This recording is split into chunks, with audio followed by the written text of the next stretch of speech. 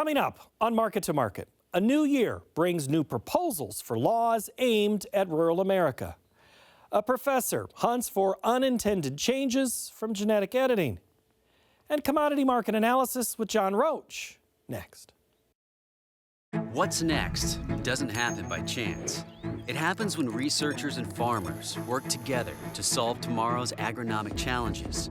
We're committed to creating what's next, because at Pioneer, our name is our mission.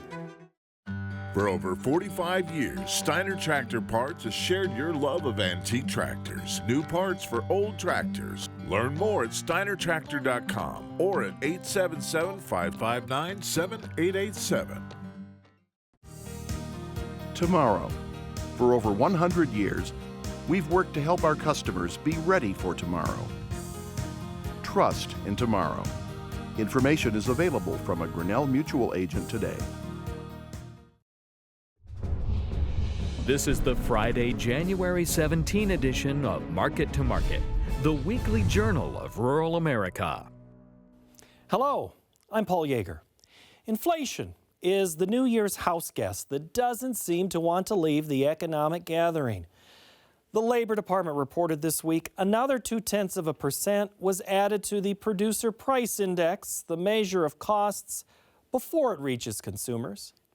Higher energy demand led the report. The annual PPI added 3.3%. The Consumer Price Index was sent higher by prices for gas, eggs, and used cars. But overall, the pressure on prices is easing, even with a 0.4% monthly gain. The year-over-year CPI added 2.9%. The latest retail sales report revealed consumers still seem willing and able to go shopping, as the figure for December added 0.4%. A new House and Senate are at work, and in just a few days, actually hours, Donald Trump will return to the White House. Across the country, new legislation is being introduced that could impact many aspects of rural America. During Senate confirmation hearings Thursday, Treasury nominee Scott Bessent said tariffs would be used with three purposes in mind: addressing unfair practices, raising revenue, and a different way of replacing economic sanctions. Peter Tubbs looks at some of the other proposals. Increases in tariffs on products imported from Canada, Mexico, and China could be inflationary for the American consumer.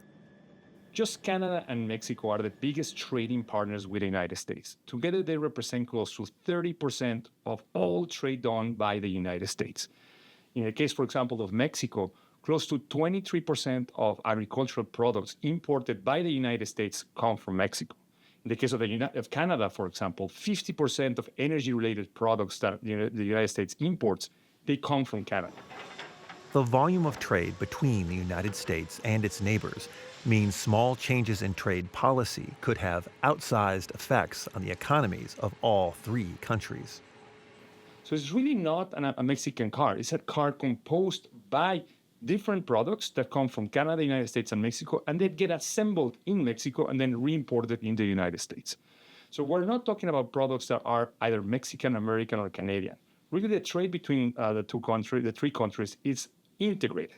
We have different supply chains that feed each other and make us more competitive against the world. The integration of supply chains across borders is often invisible to consumers, who would pay the bulk of the tariffs proposed by the incoming Trump administration. So any tariffs that are imposed are going to be passed on in some way or another into the consumers, because tariffs ultimately are put on the importer, not on the exporter. So the companies that are going to be affected enormously are the ones who are importing. A bill was introduced this week into the Nebraska legislature to ban lab-grown meat from being produced or sold in the state. The bill comes 5 months after Nebraska Governor Jim Pillen, believed to be the largest hog producer in the state, signed an executive order prohibiting state agencies from procuring lab-grown or other meat alternatives. The Nebraska Department of Agriculture also plans to require distinct labeling of alternative meat products and require that alternate meat products be sold in areas separate from conventional meat products. The executive order went into effect in August of 2024. This particular parcel is... Issues of pipelines, carbon sequestration, and farmland ownership have also been introduced in several states for consideration this session. For Market to Market, I'm Peter Tubbs.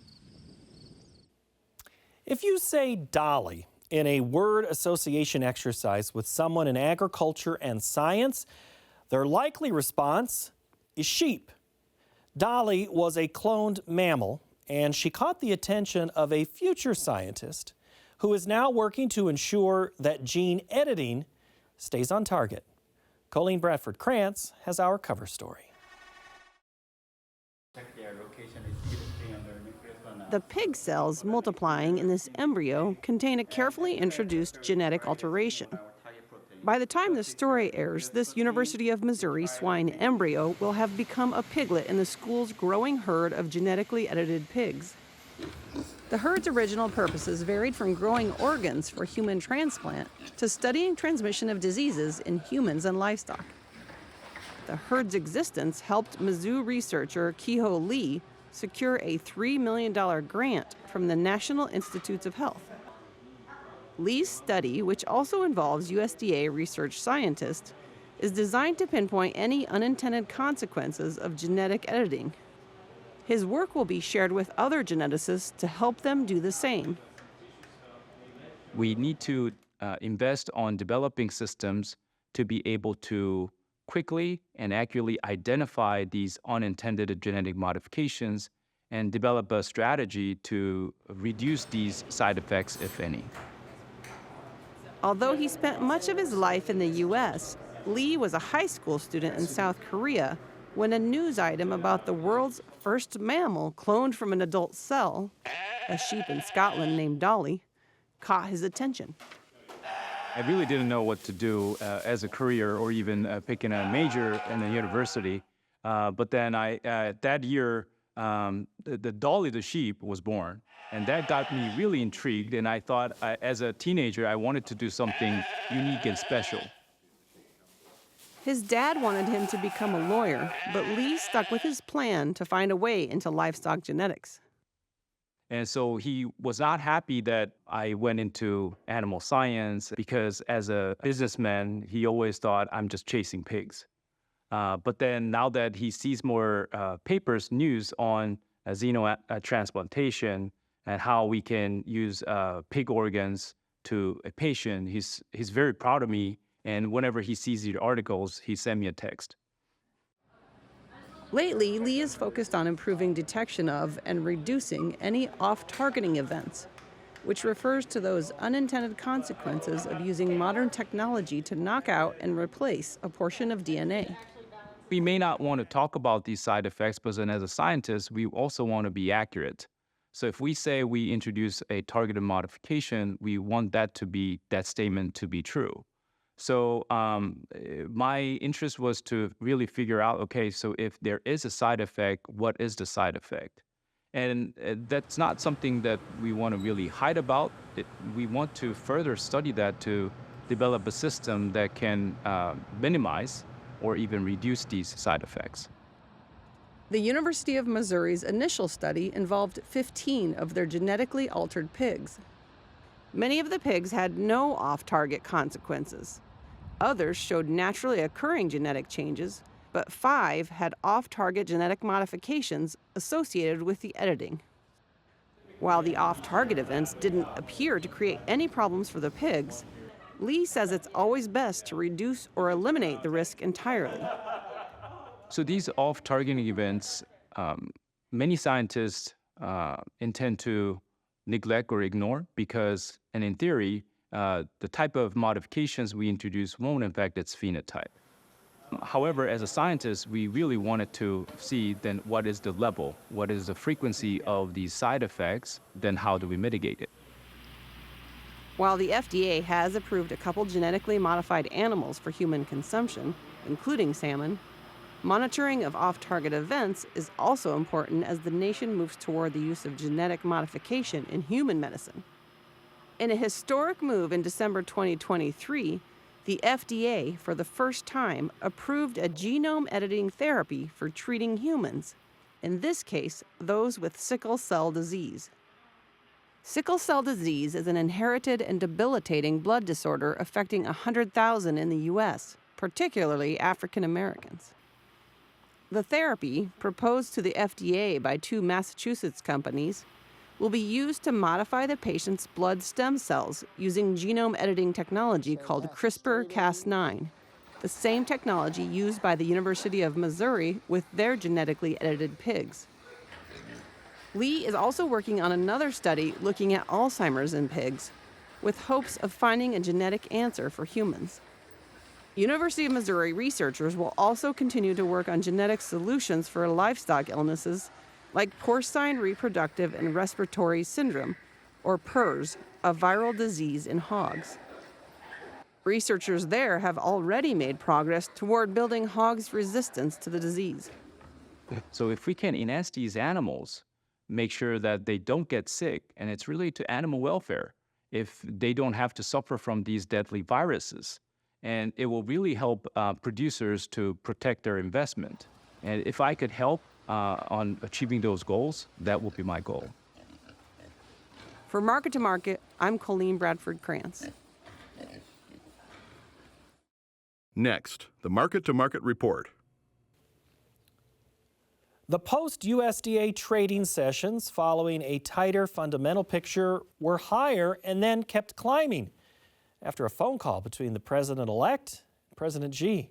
For the week, the nearby wheat contract improved 8 cents and the March corn contract added 14 cents. The attention of trade shifted back to South America, where Argentina and Brazil faced different weather patterns. The March soybean contract gained 9 cents, while March meal dropped $1.10 per ton. March cotton expanded 60 cents per hundredweight. Over in the dairy parlor, February Class 3 milk futures declined 4 cents. The livestock market was lower. February cattle dropped $2.03. March feeders cut $1.35. And the February lean hog contract declined $1.42. In the currency markets, U.S. dollar index subtracted 40 ticks. February crude oil found $2.01 per barrel. COMEX gold expanded $27.20 per ounce. And the Goldman Sachs Commodity Index moved higher by more than 21 points to settle at 576.95. Joining us now is Senior Market Analyst John Roach. Welcome, John. Thanks, Paul. Nice to be here. Good to see you. I look at the wheat market, and I'm sure everybody else does, and it's become so dependent on Russia. What just happens if Russia stops exporting wheat and putting wheat on the market in the world? Will it respond? Are we to that point yet? That's due to happen, actually, because Russia is due to cease their exports here for a little bit. And what they've done up to this point is they've been very aggressive sellers. Same way with Ukraine. And we've just seen a lot of wheat get moved into the world, and now it's about to shut off. And so I think wheat will have some recovery. And the commodity funds are still major shorts. As of a week ago, I don't have today's report, but as of a week ago, they were short 150,000 contracts across the 3 wheat contracts in a market where everything else is going up. And we're seeing inflation. You saw by the index, the commodity index, we're inflating. And so I think that the wheat market is getting ready for a run up here, but we've got to get up above the trend lines in order to stimulate that fund buying. What is the magic question is, what's that timeline? So if I'm a wheat producer, how long do I need to sit here on the sidelines? We frequently will see a move up during this time of the year, coming into February. We look for market peaks in February most years. Okay, so we're close. I think so. I think the bottoming process here is complete, and now I think we get ready to have a run to the upside. As we turn our attention to corn, last week that was the big story kind of out of the report. Phones ringing off the hook on Friday into Monday and Tuesday, and then we kind of lost a little bit of steam. Was that about how you expected that to play out, given what the report was last week? Actually, the corn market's performed better than I thought it would. We moved into a selling on corn prior to the report coming out, and then the market surged after the report, and we added to sales. We think selling into this rally is the right thing to do. continue. The fundamentals have tightened. That's what the USDA told us. But what we've done so far since harvest is and actually maybe since midsummer, is we've seen a big advance on the amount of buying that's happened in the grain market for the cash commodity, and we've seen a big advance in the buying from the commodity funds. The commodity funds are now up into a massive long position. Market's still trending higher, so they're still going to be buyers. But it gets to a certain point when they sort of run out of ammunition to put into that market, and we're not very far away from that. So we've really had a double up of buying, both the user and the spec fund. And if you remember the last time I was on in the fall, we talked about look for the users to buy in a bigger way because they were starting with very bare cupboards. Right. And so they've had to go from a bare cupboard to stockpiling. So we've really put a lot of demand into the corn market, and we think it makes sense for a farmer to be selling some corn out of the bin, and we think it makes sense to sell a little bit of new crop corn that you're going to harvest next fall. The old crop story was kind of one that developed midweek, and you're kind of, it sounds like you're saying, this is a great opportunity, everybody, great opportunity to sell. We think that. Yeah, and then the new crop side, how heavy are you thinking that this needs to lean into some selling right now at these Not prices? very heavy, 5 to 10%, conservative yields. The bushels that you're going to need to take to town, work on those bushels. Do you see the corn market doing or facing some of those, the wheat always faces the dollar pressure. Do you see any dollar pressure on the corn market right now? Well, some, but we're kind of the only market in town right now on corn. So if you want to buy corn in the world, you kind of have to come to America's price. All right. Do you also get the sense of, Ted Seifert sat right where you were last week and said, after the report it becomes national, we look to the acres story for the next few days. Where do you see acres right now in 25? Do you see corn expanding, declining, holding pat? We're going to increase the corn acres this upcoming year, and we're going to decrease the bean acres. The job of the marketplace right now is to get farmers to reduce their soybean acres because of the big crop that's occurring down in South America. Phone calls. That was the big story in the soybean market Friday. Well, it's a hope. You know, what we've lived with here for a while is a fear that when the president comes in, that we're going to put some sort of a tariff on China, and they'll retaliate by not buying our crops. And now we're kind of feeling like, well, maybe, I mean, the market is feeling like maybe there'll be some other kind of deal here, and that won't happen. We're all guessing. We don't know what the extent of those phone calls are, of course. But when you have a market that's trending higher, you have funds that are continuing to buy, and farmers made a round of sales. And the interesting thing about farmer sales is when a farmer makes a sale and then the market moves up afterwards, they hesitate because it's like, okay, this has maybe got more power, and I covered my bills, and I don't like the price, and so farmer sales dry up in this kind of environment, and that allows the buyers to carry the market forward. Would you like to read my text messages from farmers this week who were telling me they sold and then the market went higher and they got frustrated? But they did what I think they're told. If it rallies to a certain point, you got to sell, and it keeps continuing. So if I'm hesitant to pull that trigger, why should I, A, not be hesitant, or B, just sell and don't wait? Well, I think you have to sell into strength. And I wouldn't sell all my bushels. I mean, I think you have to keep some powder dry for what might happen in the spring of the year. We may have problems in this country, but what you can't do is fail to reward a rallying market when we have plentiful supplies. And so take advantage and make some sales. The market pulls back. You can come re-own some bushels if you want to participate further, but you've got to pay bills, and you don't want to wait and have to pay a bill when the market's in a valley. Speaking of turning our attention, we talked about what could go on with China, what's going on in Brazil, what's going on in Argentina, and what is the impact here for our soybean market? Well, the crop, they're starting to harvest in Brazil, and the crop's a pretty good crop.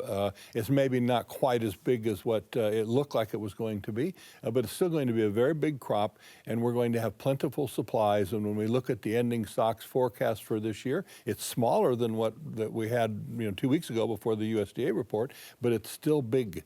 and it's going to take a weather problem somewhere in order to get us out of this burdensome supply situation. Now, that weather problem could occur still in Argentina, but Brazil, it's kind of getting to the point where once you start harvest, now it takes, harvest is a long period there, and so there are some beans that are still can be impacted, but every week we go along, their crop is more made and harvested and competing with us in the world, and they will take over the marketplace. And so maybe Argentina weather could give us a tightening of supply, or we could have a weather problem in the United States. And that certainly could happen, but it won't happen until maybe April.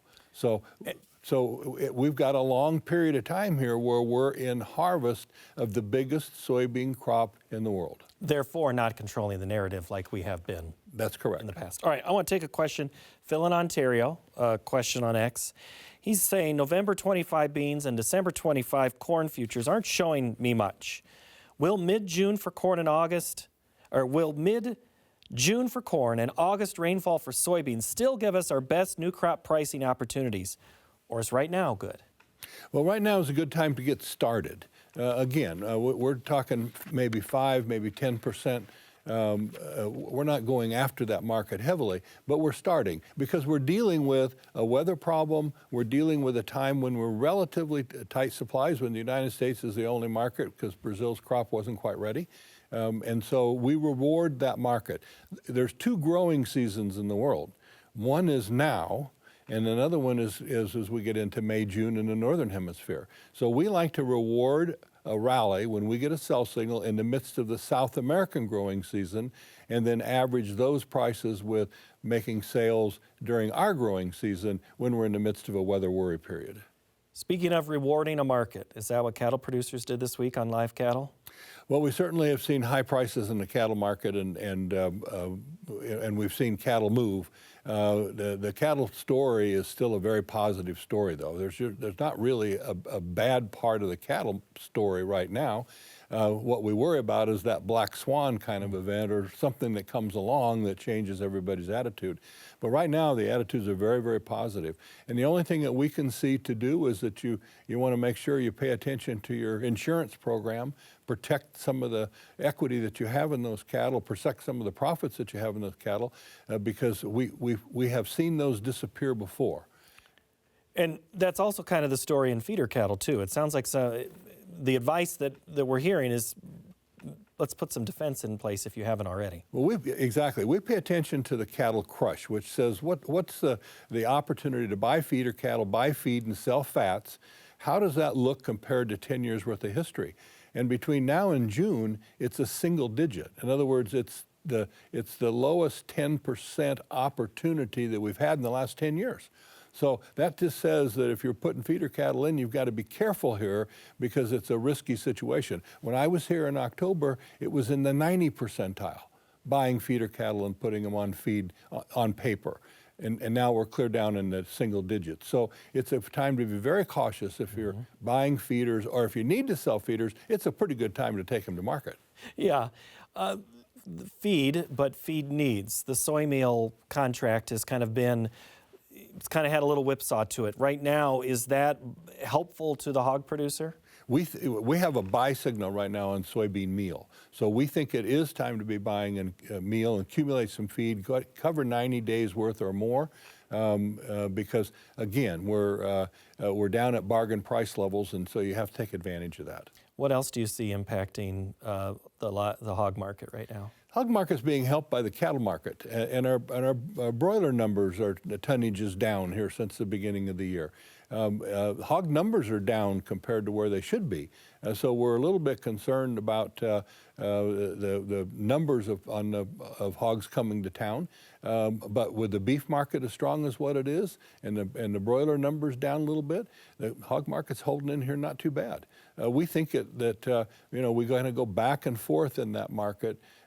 Pork is a pretty cheap meat right now. In comparison. Well, yeah, protein in itself. I mean, the egg price, again, that's still a story, and we'll talk about it a little bit in Market Plus, John. Thanks, Paul. Good to see you. John Roach, everyone, our senior market analyst, and we're going to pause the analysis here of him and continue our discussion about these markets in our Market Plus segment. You can find both analysis and Plus on our website of markettomarket.org.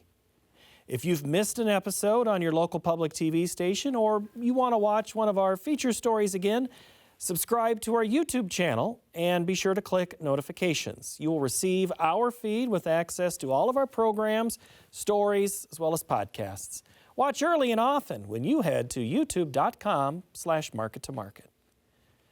Next week, making the farm transition to the next generation in a non-traditional way.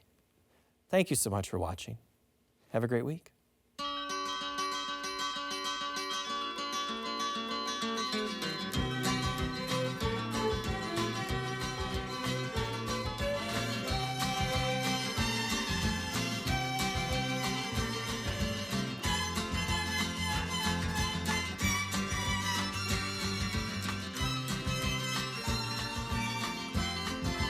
Market to Market is a production of Iowa PBS, which is solely responsible for its content. What's next doesn't happen by chance. It happens when researchers and farmers work together to solve tomorrow's agronomic challenges. We're committed to creating what's next, because at Pioneer, our name is our mission. For over 45 years, Steiner Tractor Parts has shared your love of antique tractors. New parts for old tractors. Learn more at steinertractor.com or at 877-559-7887. Tomorrow. For over 100 years, we've worked to help our customers be ready for tomorrow. Trust in tomorrow. Information is available from a Grinnell Mutual agent today.